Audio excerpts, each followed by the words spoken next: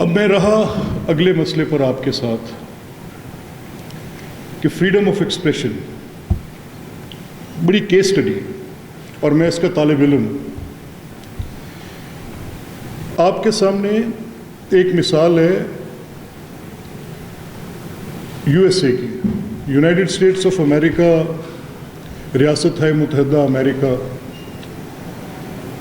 اس کی جو پوری کریکٹر ہے، اس کی جو پوری ساخت ہے، وہ آزادی اور حقوق کے ساتھ جڑی ہوئی.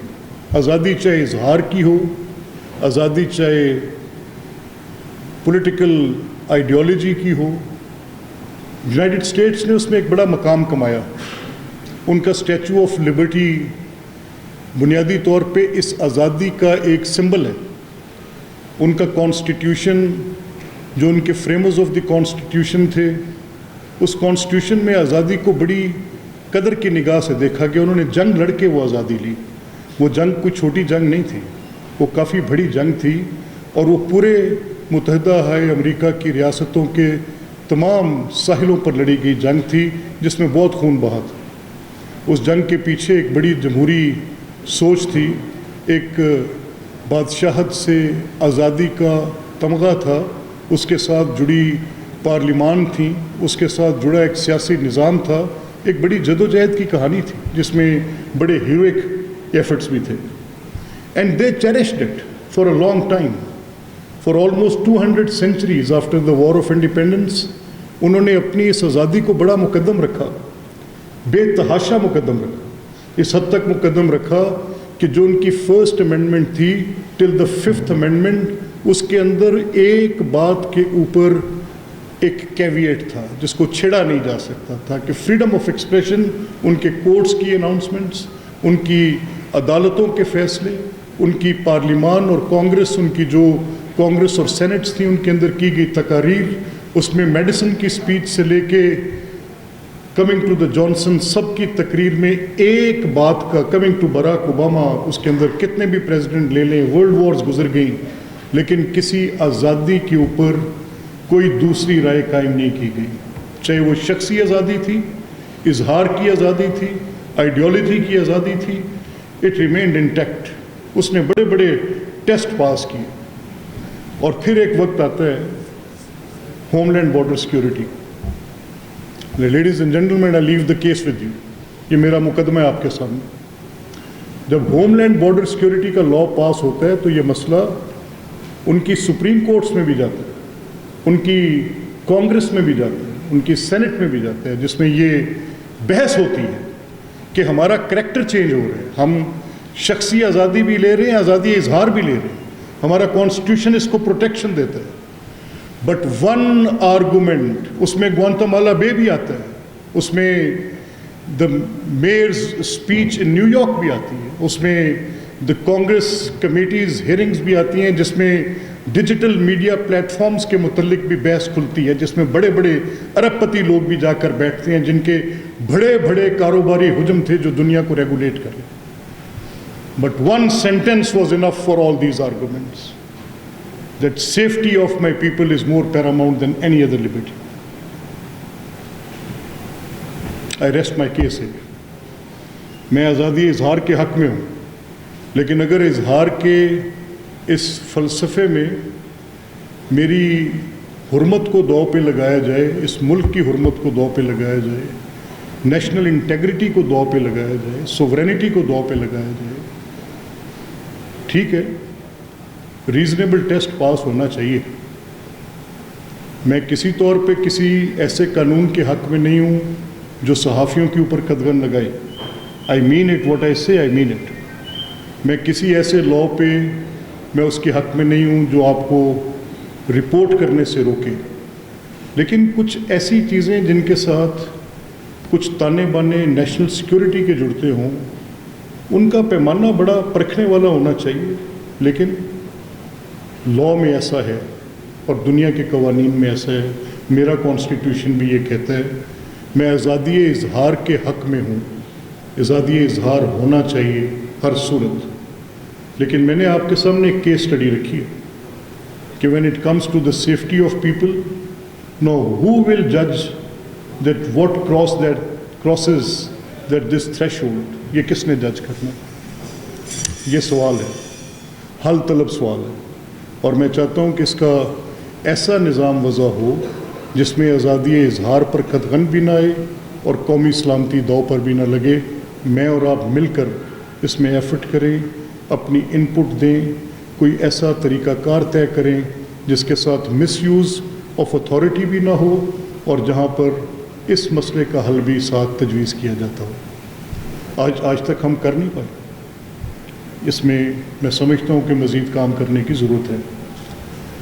اب آ جائیں سیاسی گنجائش پر، پولیٹیکل ٹرف پر، کہ کتنی ٹرف آکوپائڈ ہے کتنی نہیں۔ میں تو آج I am in a position when I am saying this, I am holding office of speaker, میرے پہ میری پولیٹیکل پارٹی کا، میرے کانسٹیٹوئنٹس کا، میرے اسمبلی کے ممبرس کا، میری لیڈرشپ کا، though as a custodian of the house I have to maintain that neutrality, but still my party voted for me, so I am here. تو میں یہ سمجھتا ہوں کہ یہاں یہ بات اس سے قبل جب لوگ اپنی ریٹائرمنٹ کو پہنچتے ہیں تو تب اصولی اور جمہوری باتیں کرتے ہیں۔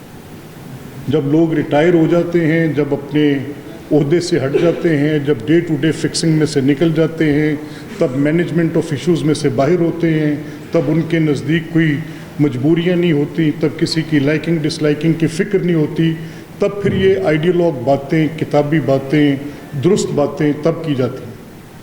But I am saying it loud today when I am sitting in a position of a speaker کہ یہ سیاسی ٹرف انسٹیٹیوشنل ہے، کوئی ایگزیکٹو اسے نہیں حاصل کر سکتا، کوئی سیاسی جد و جہد اسے نہیں حاصل کر سکتی۔ ایک ہی راستہ ہے اور وہ پارلیمنٹ سے جاتا ہے۔ اگر آپ پارلیمنٹ کی کمیٹی سسٹم کو اسٹرینتھن کر دیں، آپ پولیٹیکل گورننس کو اسٹرینتھن کر دیں، آپ اکاؤنٹیبل کر لیں جو کانسٹیٹیوشن نے آپ کے ساتھ وعدہ کیا ہے کہ چوزن ریپریزنٹیٹیو کے ذریعے ایگزیکٹو کے پاس اختیار ہوگا، آپ 1973 کے ساتھ کیے گئے اس فراڈ میں سے باہر نکلیں، آپ وہ امپاورمنٹ پولیٹیکل لوگوں کے ہاتھ میں رکھ دیں چوزن ریپریزنٹیٹیو کے، this is the solution for the problem. کون سی پولیٹیکل پارٹی کو یہ حق نہیں ملا؟ مجھے ملا ہے، میں آج نہیں کر پا رہا، میرے پاس نہیں ہے۔ پریامبل میں لکھا ہے، آپ کے کانسٹیٹیوشن کا دوسرا پیرا ہے، آپ کے پریامبل میں it says that the authority to be exercised by the chosen representatives somehow کہیں پھنسی ہوئی ہے بات، نکلنی چاہیے۔ اب آ جائیں کہ کیا مسئلہ جو یہ ادارہ جاتی ٹرف کا ہے، اس میں میری فورن پالیسی کیا آج انڈیپینڈنٹ ہے فرام دا سیکورٹی پرسپیکٹو؟ میرے ہندوستان کے ساتھ تعلقات کیا میرے سیکورٹی پیراڈائم سے باہر ہیں؟ میرے افغانستان کے ساتھ تعلقات کیا میرے سیکورٹی پیراڈائم سے باہر ہیں؟ میرے ایران کے ساتھ تعلقات کیا میرے سیکورٹی پیراڈائم سے باہر ہیں؟ یہ کہاں سے دائرہ بن گیا کہ اگر آپ نے مقبولیت کی تلاش میں نکلنا ہے، آپ چاہتے ہیں کہ آپ مقبول ہوں، تو آپ کے لیے لازم ہے کہ آپ نے پہلے فوج کو گالی دینی ہے۔ یہ کیسے طے ہو گیا؟ کس نے طے کر دیا؟ کیا مزاحمت کے ساتھ جڑی مقبولیت، کیا مزاحمت اس نظام کے ساتھ اس غربت کے خلاف نہیں ہو سکتی؟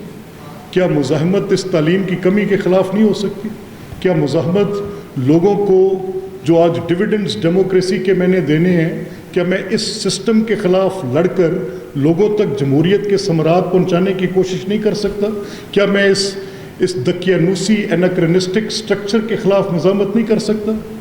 میں مزاحم ہوں تو صحیح، اگر میری صرف گفتار میری مزاحمت کی شواہد پیش کرتی ہے تو پھر اس کا دائرہ یہی رہے گا۔ یہ دائرہ بدلنا پڑ رہا ہے، فارورڈ ٹوگیدر کی طرف جانا پڑنا ہے۔ میری آپ سے درخواست ہے، آپ اپنے آئینی کردار کی بات، میں نے سنا اس دن آپ ہی کے فورم پہ، آپ کا فورا بڑا اچھا فورم ہے، میں نے شاہد خاقان عباسی کو سنا، تو gentleman I have a great respect for you, Didn't these thoughts cross you when you were the Prime Minister? میں آپ کے پاس گیا تھا، میں نے آپ کو جا کر کہا تھا کہ اس نیب کے لا قانونیت والے کالے ادارے کو بند کر دیں، آپ نے کہا نہیں ثاقب نثار گردن اڑا دے گا. I remember exact your words. میں نے کہا آج آپ کی پارلیمنٹ کا سیشن بیٹھا ہے, یہ نیب صرف اور صرف ایک وکٹمائزیشن کا ادارہ ہے. میں کچھ ایسے لوگوں کی باتیں سنتا ہوں جن کے ساتھ میرے تعلقات ہیں, وہ آپ کے وزیر اعلیٰ شہباز شریف کو بلائیں گے, بٹھا کر بطور وزیر اعلیٰ گرفتار کریں گے اسی نیب کے ذریعے. وہ آپ کے ان کے ساتھ کام کرنے والے سیکٹریز کو پکڑیں گے, وہ آپ کے MNAs MPAs کی پارٹی کو توڑیں گے, وہ ایک نیا جنوبی محاذ پنجاب قائم کریں گے, وہ آپ کو بھی گرفتار کریں گے. میں آپ سے کہتا ہوں کہ یہ پولیٹیکل وکٹمائزیشن کا ادارہ ہے. 1948 سے لے کر آج تک کبھی کسی پیڈا کے تحت, کبھی کسی پوڈا کے تحت, کبھی کسی پتہ نہیں whatever you call it, the names of anti corruption laws, EBDO, پتہ نہیں کیا کیا, آج تک ان قوانین کے نتیجے میں کچھ نہیں نکلا. Mister Shahid Khan Abbasi, you are the prime minister today, have some spine and get out of this nonsense. آج آپ کے پاس اختیار ہے, let see what history does with us. تب تو آپ مسلط کا شکار تھے, اور میں نے اسی فورم پہ آپ سنا, آپ کہہ رہے ہیں آپ کا آئینی کردار, آپ کے ذمے تھا آئین کی حرمت کا تحفظ کرنا جب آپ وزیر اعظم تھے. آج گفتار تو ہے, اور میرا آپ سے بہت رشتہ ہے احترام کا, میں آپ کی کچھ خیالات کا بڑا عزت بھی کرتا ہوں, لیکن sir you did not do when you had the chance, so you don't have the right to preach today. اسی طرح سے میں آپ کے ساتھ یہ بات بھی آج کرنا چاہتا ہوں کہ آئینی کردار رہنا چاہیے. آج بڑا ہائیبرڈ کا چرچا ہے کہ ہائیبرڈ نظام ہے. آج تحریک انصاف کی جماعت اپنی مزاحمت کی بنیاد پر مقبولیت کا دعویٰ بھی کرتی ہے, ٹھیک ہے, ان کی پاپولزم پرسونا ٹو عمران سے بھی اٹیچ ہو سکتی ہے, ٹھیک ہے, I have got no objections to that. میں تو اپنی, کیونکہ ہر شخص اپنی انفرادی دائرے سے نکل کر پھر مجموعی دھارے میں جاتا ہے, تو میرے انفرادی دائرے میں تو میں نے ان کو, آپ سب گواہ ہیں, چودھری علی احمد صاحب گواہ ہیں, یہاں پر اس پنڈال میں موجود میرے صحافی دوست اس بات کے گواہ ہیں کہ میں نے اپنے انفرادی دائرے میں تو اس کو شکست فاش دی, مجموعی دائرے میں تو میں ان کا کردار جانچوں گا. میں دیکھوں گا کہ ان کے پاس کیا وہ وقت تھا, جیسے میں نے شاہد خان عباسی کے بارے میں کہا, when he was becoming the prime minister what he did, کیا وہ کندھے استعمال نہیں کیے سارے؟ کیا فوج کو خود آج جو جماعت فوج کے سیاسی کردار پر مزاحم بن کے اپنی سیاست میں رہنے کا دعویٰ کرتی ہے, تو کیا وہ اس وقت جب ان کے پاس یہ موقع تھا, he would have said no, he would have lived, he would have never used those shoulders of military جن کی بنیاد پر وہ وزیر اعظم بنے, 36 لوگوں کی جماعت سے اٹھا کر 107 افراد, پھر میں عینی شاہد ہوں اس ساری بات کا. یہ ان کے بہت سے قریبی لوگوں کو بھی پتہ ہے اور مجھے بھی پتہ ہے کہ کیسے وہ حکومت بنی اور کس طرح بنائی گئی. چلیں خیر, لیونگ دیٹ از, تاریخ کی بات سے آگے نکل کر چلے جاتے ہیں, مستقبل میں جاتے ہیں.